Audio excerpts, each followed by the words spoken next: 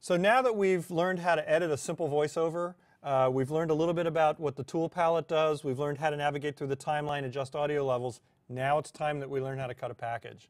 And a package is when you've got a recorded narration and you're going to edit the pictures to the narration. In Europe it's a little different. They edit the pictures and then they write the script to the pictures, which is pretty cool. Hard to manage, but it's easy, nonlinear. What we're going to do is we're going to record a narration, and I just happen to have a script.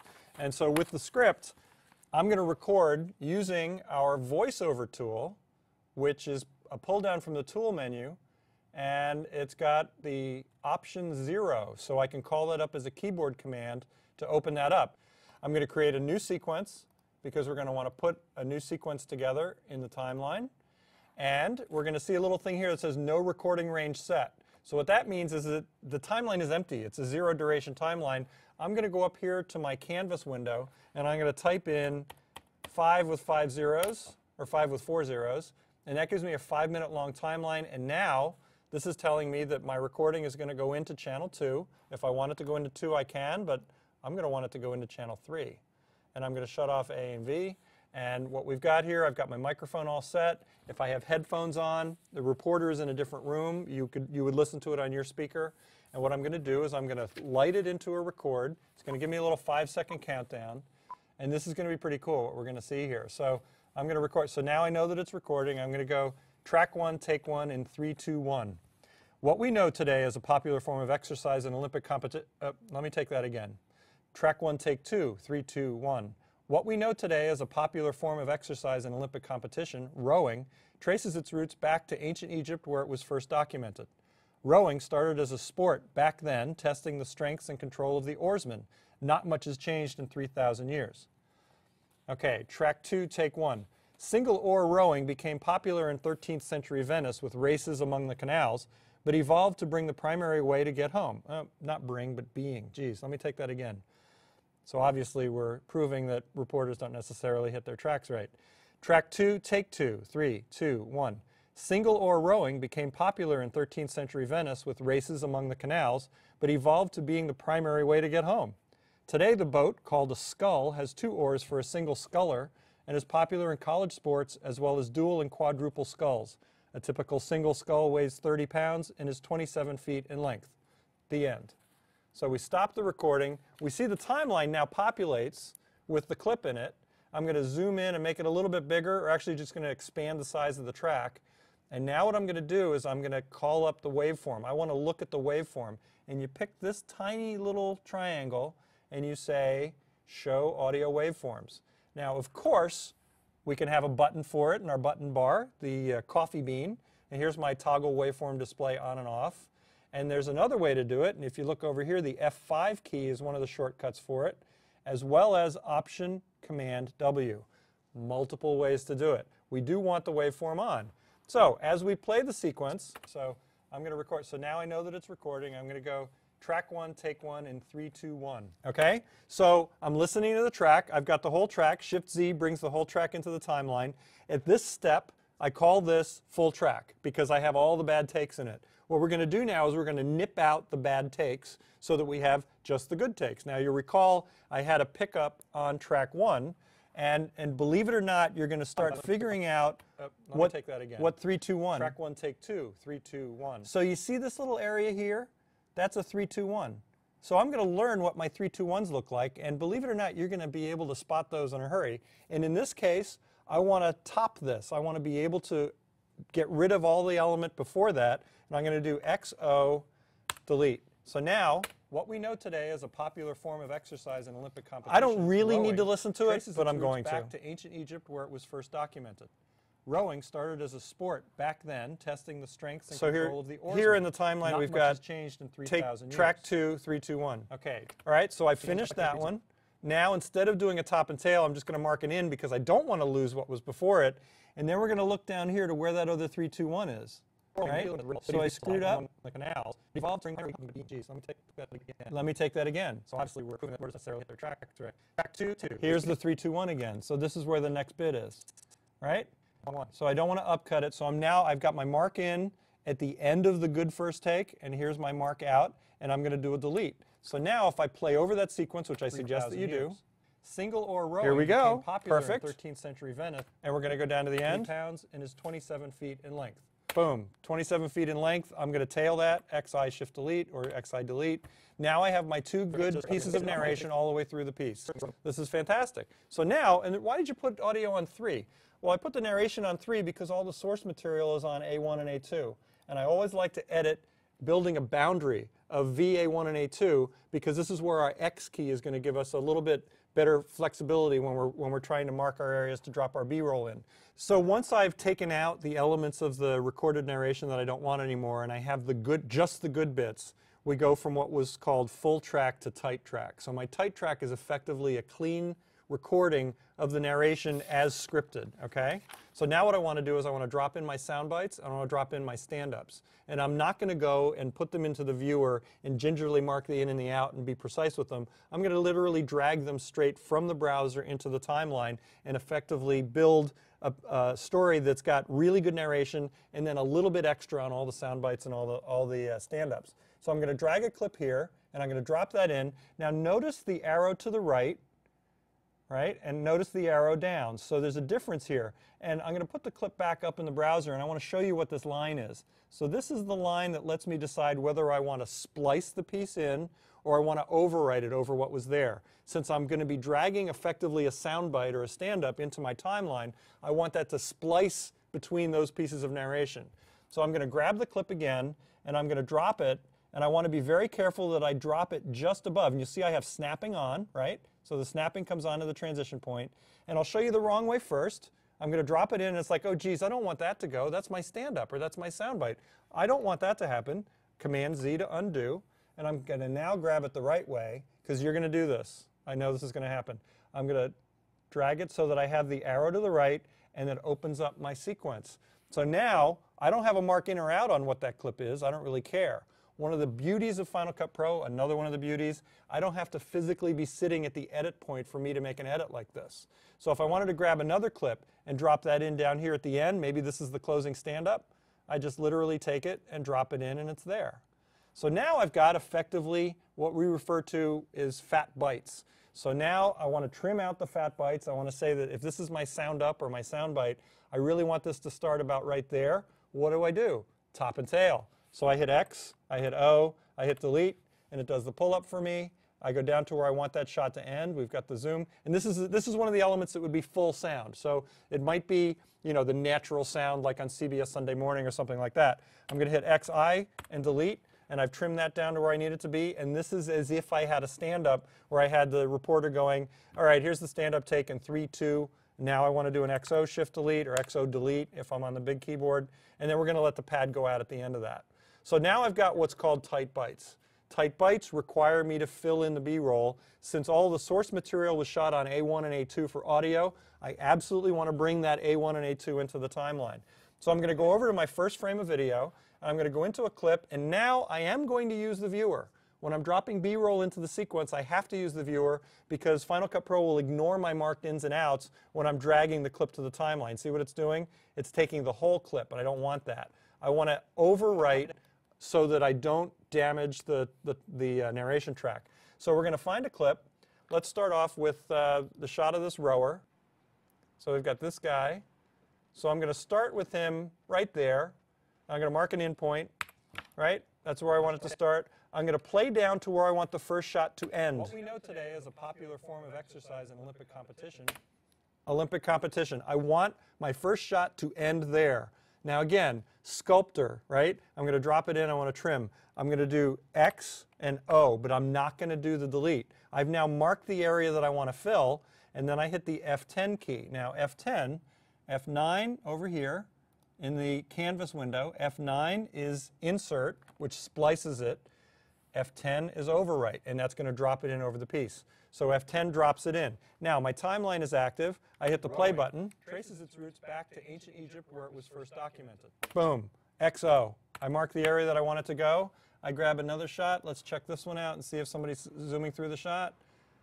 You know, obviously a little bit of handheld camera issues, which I take full blame for. I'm going to mark it in, and then I'm going to hit F10. So now I've put the shot in. So I'm literally playing down in the piece. Started as a sport back then, testing the strengths and control of the oarsman. Boom, XO, mark the area that I want to fill. I'm going to go over here and we're going to grab another shot. I want more rowers. I don't want ducks. So let's find another shot of a rower. Let's go over here, 176, and see what we have. There's another one with a push. All right, so here's what we're going to do with this one. I'm going to mark it in. I'm going to hit F10. We put that in and we go, you know what, that's an awfully short shot. Why don't we just extend it? So I can literally grab the transition point and make it go up to the transition point into the soundbite. So now I've got the first couple bits of B-roll. I play it back to see if everything works okay. He goes out of frame. We got the next one with the little zoom. I'm trying to bang this thing out in a hurry. Rowing started as a sport back then. You know what? I'm not going for any NPPA awards or anything here. Yeah. A little bit out of frame, a little bit earlier. Maybe I do a slip edit to do that and make that happen. So I'm going to go over here. I want to hit S because I want it to be a slip edit. I pick that shot up and I want to start it a little bit earlier so he's coming into frame and he's not out of frame for as long. What a great way to be able to do this. I've got it timed to the narration. The edits are happening at the natural breaks in the track. And we drop it in. Now, directors typically, no offense to other directors, but some directors typically need to have an extra second of pad at the beginning of the piece so that they can roll it and then take it. So what we want to do is we want to add a second of pad at the top. A couple ways to do this. I can highlight the transition point, right? So I can click on the transition point like this. And I'm going to hit the ripple key, so RR to do the ripple. And I'm literally going to drag it backwards about a second. Watch what happens to the timeline. Now this is very critical that you see what happens to the narration in each of the edit points, and you'll see really what a ripple edit is. So I've added a second of pad at the top. I want to come out of ripple edit immediately by hitting the selection tool. Now I have a second of pad, what we know today, and I have my narration, as if it was intended that way. Traces its roots back to ancient Egypt, where it was so I don't have to listen to this again. I know that it works. I'm going to play down to the next one for the next edit. So I'm going to pause. Races among the canals. What do I hit? XO. Marks my area that I want to drag my next shot in.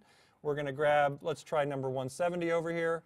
That's not, well, races among canals, maybe? I don't know. And a lot of times, decisions are made based on how fast you can get the shot, not necessarily what the best shot is. And in news, compromises are made all the time. You try to minimize the compromise and get the best shot as you can do it.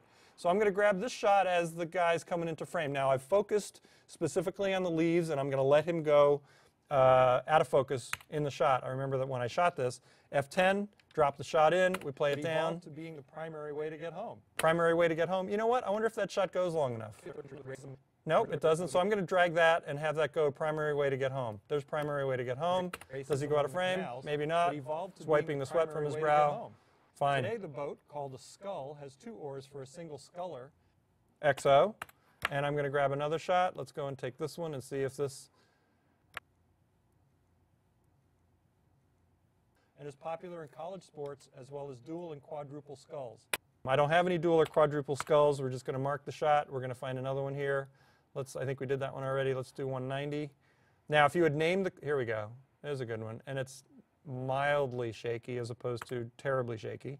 We drop an F10 in there. And now, because I just want to fill this area, I hit X. X marks the area. And I can go in here and we're going to say, oh, this is a pretty shot. Let's do that. Not necessarily that it's germane to the piece, but we're showing the mechanics of how to cut a package. So now I've got all these elements in the timeline. I've opened up. I've got my 1 second of pad at the top. Maybe I want to go in and turn on my clip overlays so that I can adjust audio levels so that the audio levels are down a little bit. And I want to do that when I get to that first soundbite. I want to make sure that I mix that audio. Classic example, I've gone and I've laid out my whole sequence and I've been very careful with all the edits that I've made towards the end of a 1.5-minute package, but I didn't mix the audio. You want to go back and adjust all your audio levels leading into every soundbite as you're getting to each block. Because if you've got a deadline and you need to get on the air, you have a 17-second hole at the end of the piece, and you have a 19-second shot, you're going to make the compromise to drop the 19 seconds in at the end rather than having black or rather than having bad audio. So I'd rather have one very long, boring shot at the end of the piece than have really bad audio, because the bad audio is going to attract the attention of the viewer, and you don't want to, you want to have their attention, but you don't want to have them going, oh my goodness, that sounds terrible. So I want to be able to have all the mix happen as I'm working from the top to the bottom, and then I have the luxury of being able to, if I have time based on my deadline, to be able to drop that in.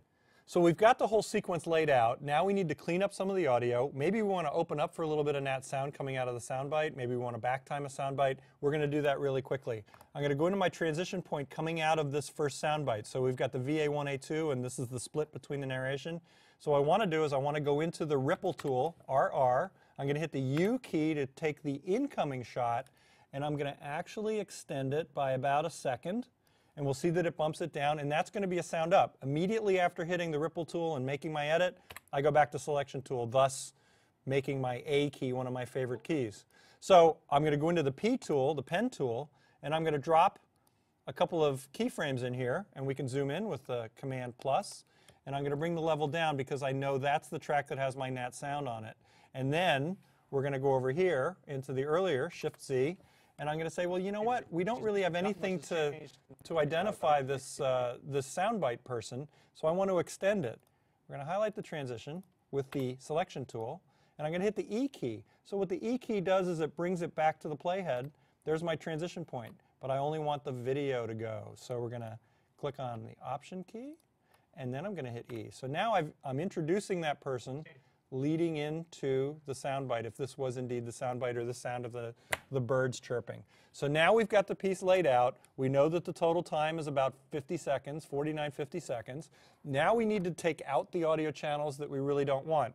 Since natural sound is effectively on 1, and in our case the soundbite's on 2, I'm going to take link selection and shut it off so that I can literally highlight the elements that I'm not interested in anymore. And I'm going to use the Command key to highlight those elements, and I'm going to hit regular delete lifts, and I'm going to highlight this one, and this one, and this one, and this one, and this one. Actually, we're not going to delete that one. Right? So those are effectively the tracks that have maybe the stick mic versus the ambient mic, and then this is going to be the one, and again, however you shoot, whether you do your ambient mic on channel 1 and your stick mics for your sound bites on channel 2, or vice versa, this is effectively what your timeline is going to look like when you're finished. Now, do I want to have a little audio crossfade at an edit point? Maybe so. So I've got the selection tool lit, I click on the transition point, I right click, and I get to add a crossfade. So I'm doing little tiny crossfades on the audio levels. So that's going to smooth the audio for me, and I can go through the whole piece to do that, and that softens my natural sound in the background. Really great way to be able to do it. If I wanted to drop a dissolve as I'm coming out of the natural sound here, I right-click in the video track, and I say Add Across Dissolve, and it's going to put a dissolve into the sequence. And here's my dissolve. So that's my edited sequence. Depending on where I am, if I'm sitting in a truck and I'm trying to get this to the microwave, I back it up to the first frame, I hit the home key, I make sure my signal's getting to the truck, and I hit the play button. I don't have to render anything in most cases. If I'm sitting in a television station that's got a server, I'm going to need to go in and do an export of the edited sequence. Once I've done that, it's ready to go and it's on the air. It links to the newsroom system and it's all done. There's my edited sequence, and we're done. So you've just seen a way of editing voiceovers and packages that's very, very quick and very, very efficient. Final Cut Pro gives you lots of ways to be able to edit. 3 and 4 different ways to do any one thing. But in my experience, editing 30 years, I'm not that old, 30 years of news editing, this is absolutely the fastest way to make Final Cut Pro edit news. Thank you very much for your time today. Thanks, Joe, for that great presentation. Final Cut Pro is the ultimate tool for deadline-driven news and sports editing. As you can see, the benefit for using Final Cut Pro in news and sports editing is that you can get from camera to air in record time. Thank you for joining us in this series of broadcast and video online seminars for the enterprise. Please look for our other seminars as the series continues.